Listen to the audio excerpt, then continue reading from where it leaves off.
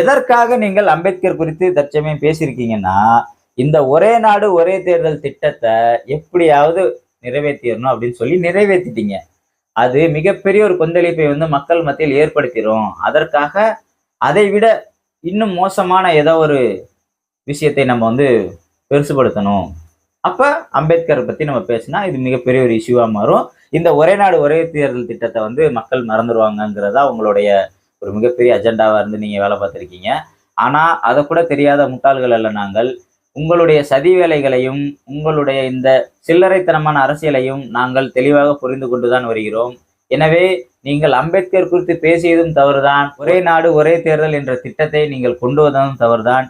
இரண்டிற்கும் நீங்கள் பகிரங்க மன்னிப்பு கேட்க வேண்டும். இல்லை என்றால் இந்தியாவை ஸ்தம்பிக்கும் அளவில் அனைத்து மாநிலங்களிலும் போராட்டம் பிடிக்கும். வாழ்க அம்பேத்கர், ஜெய் பீம்.